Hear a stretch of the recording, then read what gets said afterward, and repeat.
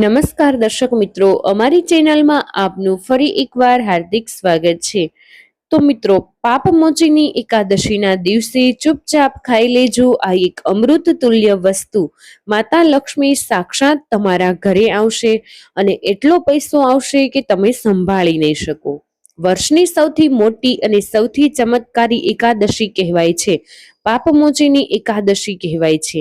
આ એકાદશી આખા વર્ષની બધી જ એકાદશીઓમાં અત્યંત શ્રેષ્ઠ માનવામાં આવે છે। આ દિવસે કરેલો કોઈ પણ ઉપાય ક્યારેય નિષ્ફળ નથી જતો।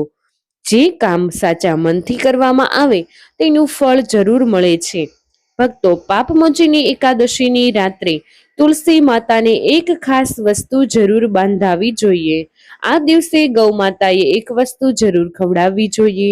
સાથે જ આજે અમે તમને એ પણ જણાવીશું કે મિત્રો, સાચા દિલથી અને પૂરી શ્રદ્ધા ભક્તિ સાથે પાપમોચીની એકાદશીના દિવસે આ એક વસ્તુ ખાઈ લે છે તો તેના ઘરમાં ધન દોલત અને સમૃદ્ધિનો વરસાદ થાય છે। દરેક ઈચ્છા અને મનોકામના પૂરી થાય છે। મિત્રો, એક વિનંતી છે કે વિડીયોને પૂરેપૂરો ધ્યાનથી સાંભળજો। ઘણા લોકો વચ્ચે કાપીને વિડીયો જોવે છે, તો આવી વ્યક્તિના જીવનમાં ક્યારેય સફળતા મેળવી શકતા નથી। જે વ્યક્તિ જ્ઞાનને અધૂરું લે છે તેને પૂરું ફળ ક્યારેય મળતું નથી। વિડીયોને અંત સુધી જરૂરથી સાંભળજો। તો મિત્રો, દર વર્ષે ફાગણ મહિનાના વદ પક્ષની 11 તિથિના દિવસે પાપમોચીની એકાદશી માનવામાં આવે છે। આ વર્ષે આ શુભ તિથિ 15 માર્ચ 2026 રવિવારના દિવસે પડી રહી છે। પાપમોચીની એકાદશીની તિથિની શરૂઆત 14 માર્ચની રાત્રે 11 વાગ્યા પછી થશે। તેનું સમાપન બીજા દિવસે 15 માર્ચના રોજ થશે।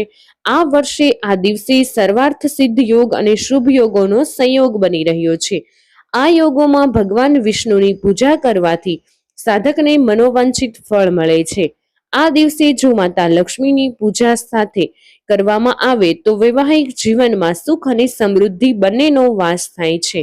હિન્દુ ધર્મમાં પાપમોચીની એકાદશીનું ઘણું વિશેષ મહત્વ રહ્યું છે, કારણ કે આ દિવસે વ્રત કરવાથી મનુષ્યના જાણ્યા અજાણ્યા થયેલા પાપો તમામ નષ્ટ થાય છે। ભગવાનની ભક્તિ સાથે જ સૃષ્ટિમાં ફરીથી શુભ અને માંગલિક કાર્યોના આશીર્વાદ પ્રાપ્ત થાય છે। પાપોનો નાશ કરનારી એકાદશી પણ કહેવાય છે। આ દિવસે ભગવાન વિષ્ણુની પૂજા જો પૂરી વિધિ વિધાનથી કરવામાં આવે તો જલ્દી જ પ્રસન્ન થઈ પોતાના ભક્તો પર અસીમ કૃપા વરસાવે છે। તો મિત્રો, તમે આગળ વધતા પહેલા ઈચ્છો છો કે લક્ષ્મી માતાના આશીર્વાદ તમારા પર બનેલા રહે તો વિડીયોને એક લાઈક કરી દેજો અને ચેનલ પર નવા હોય તો ચેનલને જરૂરથી સબસ્ક્રાઇબ કરી દેજો। કમેન્ટ બોક્સમાં જય માં લક્ષ્મી જરૂર લખી દેજો।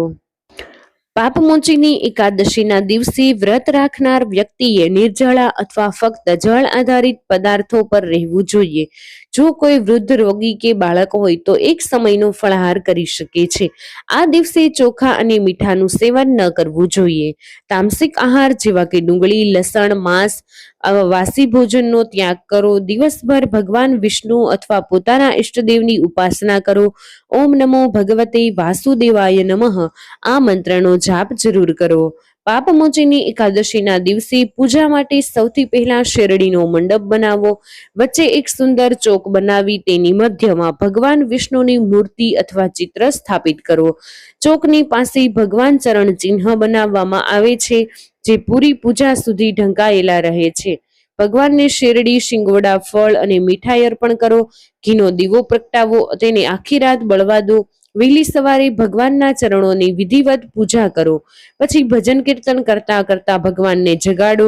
કહેવાય છે કે આ દિવસે ભગવાનના ચરણોને સ્પર્શ કરી જે પણ મનોકામના માંગવામાં આવે છે તે જરૂર પૂરી થાય છે। આ દિવસે તુલસી સેવાનું વિશેષ મહત્વ છે। ભગવાન વિષ્ણુના આશીર્વાદ મેળવવા માટે તેમના શાલિગ્રામ સ્વરૂપની પૂજા તુલસી માતા સાથે કરવામાં આવે છે। તુલસી માતા ભગવાન વિષ્ણુને ખૂબ જ પ્રિય છે। આ દિવસે જો કોઈ ફક્ત તુલસી દળ જ અર્પણ કરે છે તો પણ ભગવાન વિષ્ણુ પ્રસન્ન થઈ જાય છે। આ પરંપરા પાછળ પ્રકૃતિ સંરક્ષણ અને વૈવાહિક સુખની ભાવના છુપાયેલી હોય છે। જે ભક્ત પૂજા અને વિવાહ સંપન્ન કરાવે છે તેને વૈવાહિક જીવનમાં સુખ શાંતિ અને પ્રેમની પ્રાપ્તિ થાય છે. અગિયારસના દિવસે પોતાની ક્ષમતા મુજબ અન્નદાન કરવું ખૂબ જ શુભ માનવામાં આવ્યું છે. પણ ધ્યાન રાખો કે આ દિવસે બીજા કોઈના ઘરનું અન્ન ગ્રહણ ના કરો. કોઈ કારણસર વ્રત પૂરું ના રાખી શકો, દિવસમાં એકવાર ફળાહાર કરવો અથવા દૂધ જળનું સેવન કરી શકો છો. પાપમોચીની એકાદશી ફક્ત એક તિથિ નથી, આ એક દિવસ છે જ્યાં સ્વયં ભગવાન વિષ્ણુ ભક્તોના કષ્ટ દૂર કરી ધરતી પર શુભ ઉર્જાનો સંચય કરે છે. આ દિવસે કરેલી પૂજા ભક્તિ અને સાધનાનું ફળ સેંકડો ગણું વધીને મળે છે. ભક્તો આ વર્ષની પાપમોચીની એકાદશીને પૂરા વિધિ વિધાન, શ્રદ્ધા અને ભક્તિભાવ સાથે મનાવો, જેથી તમારા જીવનમાં સુખ શાંતિ અને સમૃદ્ધિ સફળતાનો પ્રકાશ હંમેશા બનેલો રહે છે. તો અગિયારસના દિવસે વ્રતધારી વ્યક્તિએ ગાજર, શલગમ, કોબી, પાલક વગેરેનું સેવન ન કરવું જોઈએ. આ અગિયારસ પર શ્રી વિષ્ણુની પૂજામાં મીઠું પાન ચડાવવામાં આવે છે. આ દિવસે પાન ખાવું પણ વર્જિત છે. ફળોમાં કેળા, કેરી, દ્રાક્ષ, બદામ, પિસ્તા, અમૃત ફળોનું સેવન કરો. સૂકા માવા, બદામ, પિસ્તા વગેરેનું સેવન કરી શકાય છે. અગિયારસ તિથિ પર જવ, રીંગણ અને સેમફળ વાલ ન ખાવા જોઈએ. આ વ્રતમાં સાત્વિક ભોજન કરો. માંસ, મદિરા કે અન્ય નશીલા પદાર્થનું સેવન ન કરવું જોઈએ. આ દિવસે શુભ કાર્યની શરૂઆત માટે ભગવાનના આશીર્વાદ લેવા જોઈએ. જ્યોતિષ શાસ્ત્રની દ્રષ્ટિએ લાલ રંગ મંગળનું પ્રતિનિધિત્વ કરે છે. શાસ્ત્રો મુજબ પાપમોચીની એકાદશીના દિવસે તુલસી માતાને લાલ રંગના વસ્ત્ર ચડાવવા જોઈએ. એવામાં જો કોઈના કર્મોને કારણે મોઢામાંથી અપશબ્દ પણ નીકળી રહ્યા હોય તો તેમણે પણ લાલ વસ્ત્ર રોકી લે છે. આની સાથે જ ધન સંપદા, સુખ સમૃદ્ધિની પ્રાપ્તિ થાય છે. પીળા રંગના વસ્ત્ર પહેરો. અગિયારસના દિવસે ભગવાન વિષ્ણુના આશીર્વાદ બાદ પામવા માટે નહાવાના પાણીમાં એક ચપટી હળદર નાખી સ્નાન કરો. ત્યારબાદ પીળા રંગના વસ્ત્ર પહેરો. આમ કરવાથી ભગવાન વિષ્ણુની કૃપા બની રહે છે, કરિયરમાં સુધારો થાય છે. અને જો બાધા આવી રહી હોય તો પાપમોચીની એકાદશીના દિવસે ભગવાન વિષ્ણુને કેસરવાળા દૂધથી અભિષેક કરો. આમ કરવાથી બધી જ પરેશાનીઓ દૂર થાય છે. પાપમોચીની એકાદશી પર આ વસ્તુઓનું દાન અગિયારસ પર પીળા વસ્ત્ર, વાંસળી, ધાન, ઘઉં, મકાઈ, બાજરું, અડદ, વસ્ત્ર, શિંગોડા, શકરિયા, શેરડી, મોરપંખ અને શંખ વગેરેનું દાન કરવું શુભ માનવામાં આવે છે. દાન કરતી વખતે એ વાતનું ધ્યાન રાખો, આનો ઉલ્લેખ કોઈ ત્રીજી વ્યક્તિ પાસે ભૂલથી પણ ન કરો, કારણ કે દાનને જેટલું થઈ શકે એટલું છુપાવીને કરવું જોઈએ. મિત્રો, એ પણ જાણવું તમારા માટે ખૂબ જરૂરી છે કે એકાદશીનું મહત્વ આપણા વેદો અને પુરાણોમાં ઘણું છે. એવી માન્યતા છે કે ફાગણ વદ અગિયારસના દિવસે વ્રત કરવાથી પાપોમાંથી મુક્તિ મળે છે. આ દિવસે મન શુદ્ધ કરી પૂજા કરવી જોઈએ. ઘરમાં ચોખાના લોટથી ચાક બનાવવામાં આવે છે તથા ભગવાન વિષ્ણુની પૂજા કરવામાં આવે છે.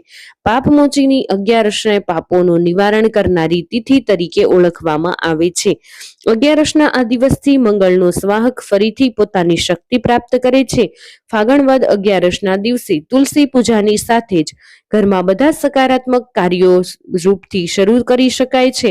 તુલસીનો છોડ પ્રકૃતિનું ચિત્રણ કરવાથી સાથે જ એક ઔષધીય છોડ પણ માનવામાં આવે છે. લાભપ્રદ હોવાથી બધાને દાનમાં આપવામાં આવે છે. ભગવાન વિષ્ણુના આશીર્વાદથી આ ક્ષણ પછીથી બધા જ શુભ કાર્યો કરી શકાય છે. ભારતીય કેલેન્ડર મુજબ અગિયારસનો દિવસ વિશેષ રીત રિવાજ સાથે માનવામાં આવે છે. આ દિવસે વ્રત રાખવાનું પણ ખૂબ મહત્વ છે. મહિલાઓએ તુલસી પૂજાના દિવસે તહેવારને ભજન અને ગીતો સાથે મનાવે છે. અને આવું કહેવાય છે કે નિયમ મુજબ પાપમોચીની એકાદશીનું ભગવાન વિષ્ણુ અને દેવી તુલસીની કૃપા મેળવવાનો દિવસ છે. તો મિત્રો, તમારે આ દિવસે ગૌ માતાને ગોળ જરૂર ખવડાવવો જોઈએ. રોટલીમાં રાખીને ગોળ ખવડાવવો જોઈએ. કહેવાય છે કે આમ કરવાથી આપણા બધા જ પાપ, દુઃખ, દર્દ બધું નષ્ટ થઈ જાય છે. આપણને સુખોની પ્રાપ્તિ થાય છે, ધન દોલતની પ્રાપ્તિ થાય છે. એટલે મિત્રો, આ ઉપાય તમારે અવશ્ય કરવો જોઈએ. તો વિડીયો પસંદ આવ્યો હોય તો વિડીયોને એક લાઈક કરી દેજો. તમારા બધા જ મિત્રો સાથે વિડીયોને શેર કરી અમારી ચેનલને સબસ્ક્રાઇબ કરવાનું ભૂલશો નહીં. કમેન્ટ બોક્સમાં જય મા લક્ષ્મી અવશ્ય લખી દેજો અને જય વિષ્ણુ ભગવાન જરૂર લખી દેજો, જેથી કરીને વિષ્ણુ ભગવાનની કૃપા આપના પર સદાય બની રહે.